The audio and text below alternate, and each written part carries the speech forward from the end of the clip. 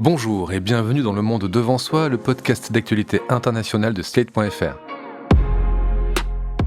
Je suis Christophe Caron et je suis en compagnie de Jean-Marie Colombani, directeur de la publication de Slate. Bonjour Jean-Marie. Bonjour Christophe. Et d'Alain Frachon, éditorialiste au Monde et spécialiste des questions internationales. Bonjour Alain. Good morning, Christophe. It is clearly now the will of the Parliamentary Conservative Party that there should be a new leader of that party and therefore a new Prime Minister. And I've agreed with Sir Graham Brady, the chairman of our backbench MPs, that the process of choosing that new leader should begin now. And the timetable will be announced next week. And I've today appointed a cabinet to serve, as I will, until a new leader is in place. Après le Brexit, le Boxit, jeudi 7 juillet, le Premier ministre britannique Boris Johnson a annoncé sa démission. Pressé par les affaires et les départs en cascade de ministres, de secrétaires d'État et de membres de son cabinet, 65 départs en 2 jours, acculé par les appels à la démission par les ministres qui restent à leur poste, Bojo a donc cédé. Mais il reste pour l'instant Premier ministre jusqu'à ce que, dit-il, le processus de sélection de son successeur par le camp conservateur soit terminé. Ainsi, il se voit chef du gouvernement jusqu'en octobre, mais pour l'instant, rien n'est moins sûr. Il faut dire que les 2 ans et demi de Boris Johnson à la tête du gouvernement ont été émaillés par de très nombreux scandales. Le Partygate, en référence à ses fêtes organisées au 10 Downing Street pendant le confinement, le soutien à son ami Owen Paterson, lobbyiste à l'éthique douteuse, les 100 000 livres de travaux dans ses appartements personnels au 11 Downing Street, ses vacances gratuites sur l'île Moustique dans les Caraïbes et, goutte d'eau, la nomination de Chris Pincher au poste de whip en chef adjoint, c'est-à-dire à la direction des députés conservateurs. Le problème, c'était que Pincher était accusé de nombreuses agressions sexuelles, ce que Bojo n'ignorait pas malgré ses démentis quand le scandale éclata. Mais les affaires ne sont qu'une partie des causes de la colère des Britanniques. Le pays connaît sa pire crise économique depuis les années 50 avec une inflation record, 11%, et beaucoup semblent regretter ce Brexit dans lequel l'ancien maire de Londres les a entraînés. Un gâchis pour la Grande-Bretagne, mais un gâchis surtout pour le parti conservateur qui avait remporté les élections générales haut la main en décembre 2019. Jean-Marie, Alain, pour commencer, dites-moi, selon vous, ce qui a précipité la chute de ce Johnson qui semblait pourtant résister à tout. Est-ce qu'il est victime de lui-même ? Est-ce qu'il est victime du Brexit ? Est-ce qu'il est victime de la crise sanitaire ou de la crise économique ?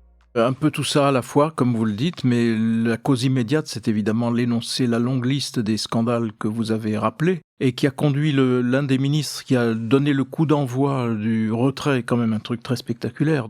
Alors, il faut dire que le gouvernement en Angleterre, c'est pas seulement les ministres, ça s'étend à ce que l'on appelle des secrétaires d'État, qui sont à mi-chemin entre des politiques et des hauts fonctionnaires.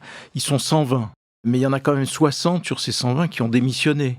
La moitié d'un gouvernement qui s'en va. Et donc, l'un des leaders de ce mouvement de retrait, qui est le ministre de la Santé, a dit, il était devenu impossible de concilier la loyauté, la fidélité au chef du gouvernement et l'intégrité. Donc, vraiment, le facteur déclenchant, c'est cette liste de scandales, dont le dernier en date, c'est-à-dire le soutien à une personne dont le Premier ministre savait, tout en disant qu'il ne savait pas, qu'il était quand même soupçonné d'un certain nombre de délits d'ordre sexuel. Juste pour préciser, il n'est pas possible de faire tomber autrement le Premier ministre en Grande-Bretagne ? S'il y a une procédure interne au parti qui gouverne, et notamment au parti conservateur, ça s'est produit il y a quelques semaines, c'est-à-dire il y a eu un vote de confiance, de fait, qui a été remporté par Boris Johnson, mais qui a quand même vu 40% des votants contre lui, au niveau du groupe parlementaire.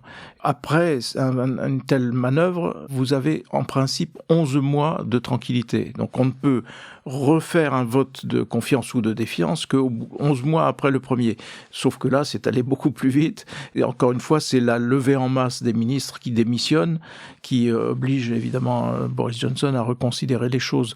Mais tout est lié parce qu'en même temps, maintenant que s'évacuent en quelque sorte, le mot est peut-être mal choisi, les conséquences du Covid, parce que le Covid est toujours là, mais néanmoins les conséquences économiques passent au second plan. Les conséquences qui passent au premier plan, c'est que le Brexit réapparaît dans toute sa dureté. Et la dureté du Brexit, c'est que la Grande-Bretagne perd à peu près chaque année l'équivalent de 100 milliards d'euros en termes de produits intérieurs.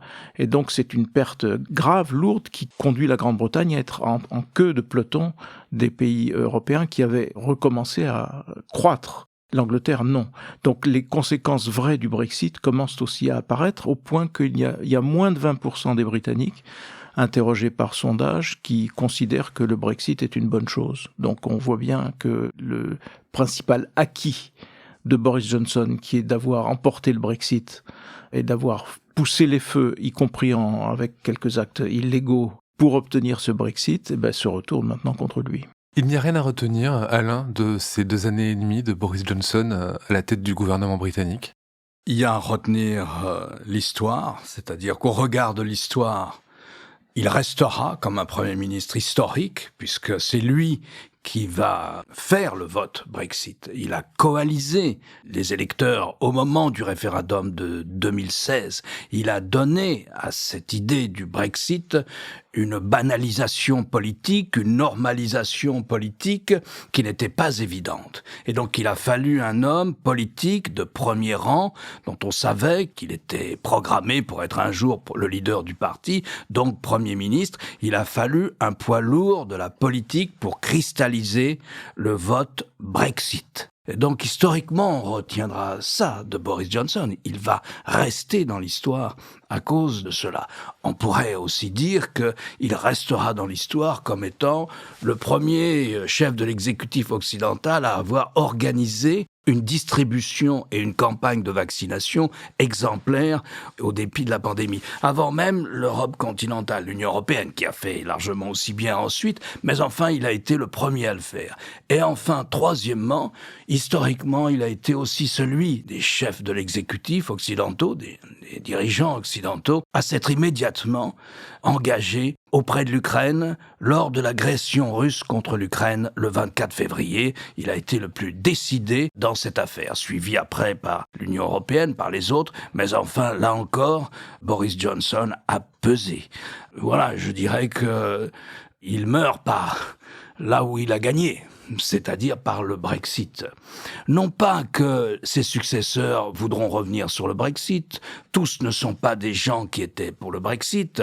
Parmi les candidats, les principaux candidats, il y a des gens qui étaient contre le Brexit, mais enfin, c'est la marque du parti conservateur. Mais c'est aussi la marque de Boris Johnson, c'est-à-dire que c'est un homme sans conviction. La veille du Brexit, il écrit 2 articles pour le Daily Telegraph. Il est encore éditorialiste au Daily Telegraph, en plus député, mais aussi éditorialiste au Daily Telegraph. Un pour défendre le Brexit et un pour défendre le vote « on reste ». Donc il n'a absolument aucune conviction et il tombe aussi à cause de ça, son espèce de manque de morale publique, comme s'il appartenait à une branche qui est faite pour gouverner de par la naissance et non pas de par les convictions. Donc c'est un homme sans conviction. Il n'a pas de conviction, mais pourtant vous venez de parler de cet engagement rapide aux côtés de l'Ukraine et d'ailleurs qui s'est traduit dans les réactions internationales à cette émission. L'Ukraine a regretté le départ de Johnson et en Russie, on a dit espérer qu'un jour des gens plus professionnels et en mesure de prendre des décisions à travers le dialogue arriveront au pouvoir en Grande-Bretagne. Donc ça montre quand même qu'il y a eu cet engagement. Même là, il fait pas preuve de conviction. C'est de l'opportunisme quand il s'engage aux côtés de Kiev? Non, je pense pas que c'est de l'opportunisme. C'est aussi le fait un grand admirateur de Churchill. Et donc il se vit souvent comme Churchill dans sa solitude, y compris dans sa défaite au gouvernement, puisque Churchill a été chassé du gouvernement au lendemain de la guerre par les Britanniques, il se vit comme Churchill. Donc je pense qu'il y a une logique. Et puis c'est un atlantiste, même s'il a des problèmes avec les États-Unis, s'il a eu des problèmes avec les États-Unis à cause de l'Irlande. Non, je pense que c'est sa vraie conviction, sans doute sa vraie conviction. Mais ce que je veux dire, c'est que quand on voit son absence de conviction au moment du Brexit, il faut comprendre qu'il a vendu le Brexit comme étant le remède à tous les maux du Royaume-Uni. Et pourquoi les conservateurs se trouvent en ce moment dans une phase difficile? On ne sait plus ce qu'est le Parti conservateur. On ne sait plus ce qu'est le conservatisme en Grande-Bretagne. Pourquoi? Parce qu'il leur a vendu le Brexit, il a vendu à l'opinion publique le Brexit comme le remède à tous les maux de la Grande-Bretagne. Et ils l'ont cru, d'où ce succès incroyable qu'il a eu aux élections de 2019. Je crois que ça fait 50 ans que les conservateurs n'avaient pas enregistré pareil succès, même supérieur à celui qu'ils ont eu avec Margaret Thatcher. Mais elle avait des convictions. Lui n'a pas de programme ni conviction. Il a vendu le Brexit parce que c'était la martingale gagnante à ce moment-là. Il a eu un flair politique incontestable. Mais ensuite, face au grand dossier de gouvernement, face aux problèmes de fond de la Grande-Bretagne, il n'a pas de solution et il n'a pas de programme. Et on retrouve cet homme sans conviction qui aime faire campagne, qui sait faire campagne, mais ne sait pas gouverner. En tout cas, l'ironie des choses, c'est que les mots utilisés par les porte-paroles russes pour le décrire en disant « on espère qu'il y aura quelqu'un de plus professionnel », mais c'est exactement ce qui lui est reproché en Grande-Bretagne, de ne pas être professionnel. Je pense qu'il faut mettre à part l'histoire de l'Ukraine, parce que là, c'est une sorte de réflexe, j'allais dire presque instinctif, en dehors de la référence à Churchill, comme le soulignait Alain. C'est un réflexe instinctif. Il y a une agression sur le sol européen. Les Britanniques savent qu'il faut évidemment réagir instantanément. Donc voilà, c'est presque dans l'ADN britannique de réagir de cette façon. Et pour le reste, en effet, il est accusé en Grande-Bretagne d'être à l'origine d'une nouvelle, et Dieu sait s'il y en a eu, une nouvelle vague de pauvreté. Parce que dans sa politique intérieure, il n'y a rien qui se porte au secours de régions qui sont des régions déshéritées, même si c'était dans son programme d'aller au-devant de la situation assez tragique j'allais dire, du milieu de l'Angleterre. Parce qu'on sait très bien qu'il y a en Angleterre la zone autour de Londres, qui est la zone de la prospérité maximale avec la City, mais il y a aussi des zones d'extrême pauvreté plus au nord, et puis il y a l'Écosse, qui est aussi un problème différent. Et parmi les problèmes qu'il a soulevés, il y a aussi la menace que font peser les conséquences du Brexit sur l'unité même du Royaume, avec évidemment l'Écosse qui veut toujours se rallier à l'Union européenne. Qui a été contre cette sortie, l'Écosse. Absolument, qui était massivement contre et qui souhaite un nouveau référendum. Et il y a surtout le blocage par Boris Johnson de la situation en Irlande du Nord, alors même qu'il était lui-même le signataire de l'accord qu'il refuse maintenant de respecter. Donc en remettant en cause une signature de la Grande-Bretagne et un accord international, mais qui est le décalque de son comportement à l'intérieur. Il peut vous dire une chose un jour et l'autre chose un autre jour. Et c'est cette situation-là, in fine, qui déplaît aux Britanniques, parce qu'en plus, c'est dans un contexte qui s'est largement dégradé. Oui, mais pourtant, il n'est pas seul aux commandes de la Grande-Bretagne. Derrière lui, il y a un parti, le Parti conservateur qu'il a longtemps soutenu, bec et ongle, et là, qu'il le lâche d'un coup. Il n'y a pas des gens au Parti conservateur pour faire des propositions programmatiques face à la crise que vit l'Angleterre. On a dit que c'était une crise énorme. L'inflation est à son plus haut depuis 1950. Il n'y a jamais eu autant de perturbations économiques dans ce pays-là.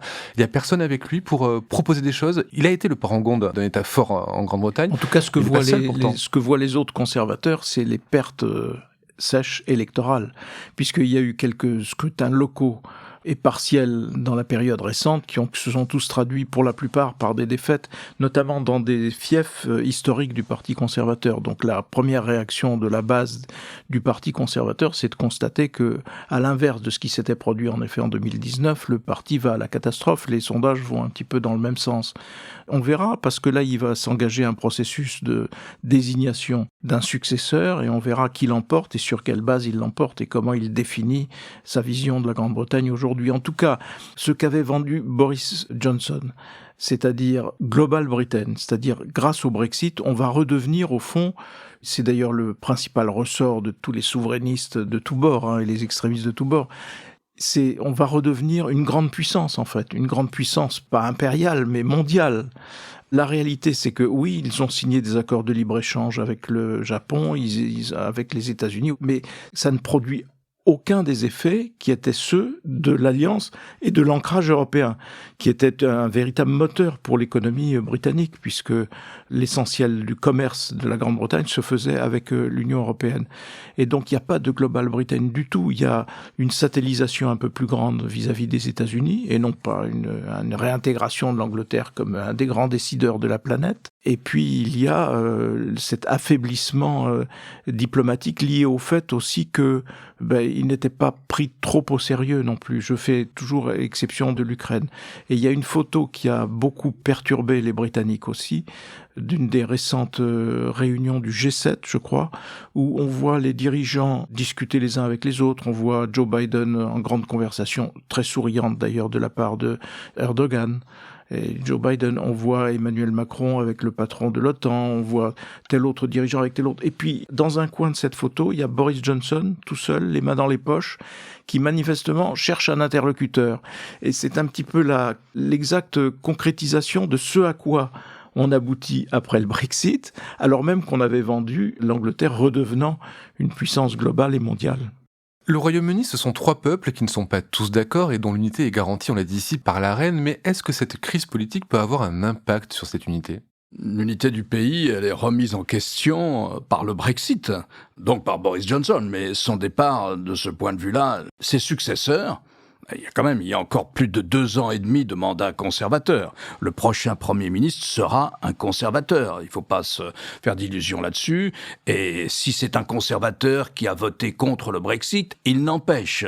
Il suivra la route que les Britanniques ont choisi de suivre lors du référendum du printemps 2016, c'est-à-dire le Brexit. Mais il y a 2 manières de le faire. Il y a la manière Boris Johnson qui est dans un conflit permanent avec l'Union européenne parce qu'il vit du Brexit. D'où le refus d'appliquer les accords qu'il a lui-même signés pour obtenir le Brexit dans la relation avec l'Irlande. Donc, si vous voulez, il y a plusieurs manières de faire. Moi, je pense que le prochain Premier ministre conservateur va développer une relation beaucoup plus confiante avec Bruxelles et avec le reste de l'Union européenne, pour les raisons que disait Jean-Marie. Pour toutes ces raisons-là, on va assister de ce point de vue, à mon avis, à un nouveau rapprochement entre Londres et les 27 de l'Union européenne. Pour ce qui concerne l'unité du Royaume, il ne faut pas oublier que le Brexit, c'est un vote nationaliste anglais. Alors les Anglais, c'est les 3/4 de la population du Royaume-Uni, à peu près les 3/4 de la population du Royaume-Uni, qui est sensiblement la même que la France, entre 65 et 67 millions d'habitants. Et d'ailleurs, on sous-estime toujours la similitude de nos 2 pays, qui se ressemblent beaucoup. Donc, les Écossais ont voté contre. Les Écossais sont profondément attachés à l'Union européenne et se sentent profondément européens. Même si l'essentiel de leurs relations économiques se fait avec l'Angleterre, ils ont noué aussi des relations économiques et humaines importantes avec le reste de l'Union européenne et ils y tiennent. Les Irlandais, alors l'Irlande est coupée en 2, il y a l'Irlande indépendante, la République d'Irlande, et puis il y a l'Irlande du Nord, qui fait encore partie du Royaume-Uni. Mais l'Irlande du Nord, elle, son sort dépend du Brexit dans la mesure suivante. Il y a eu une guerre civile pendant près de 30 ans en Irlande du Nord, entre les catholiques et les protestants d'Irlande du Nord. Finalement, on a réussi, grâce à l'Union européenne, à régler cette guerre.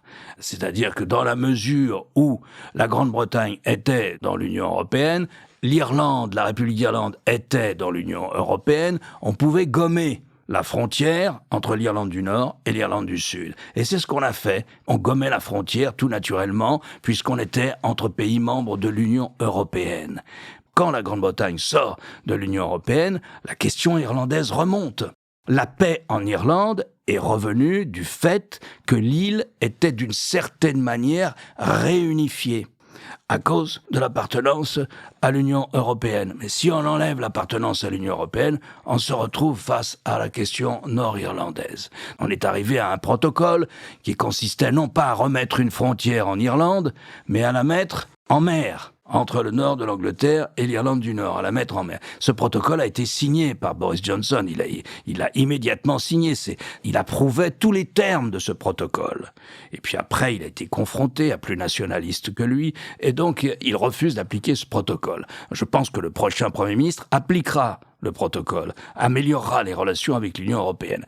Cela dit, qu'est-ce qui s'est passé en Irlande à ce moment-là ? Eh bien, ce qui s'est passé en Irlande, y compris chez les protestants, qui sont minoritaires, mais naturellement chez les catholiques, qui sont plus volontiers partisans d'une union avec la République d'Irlande, eh bien, ils se sont dit, bon, l'essentiel des affaires, l'essentiel des relations humaines, l'essentiel des mariages, l'essentiel des débouchés économiques des uns et des autres, c'est au sein de l'Irlande. Donc en Irlande du Nord, vous avez, comme en Écosse, un fort tropisme pro-européen.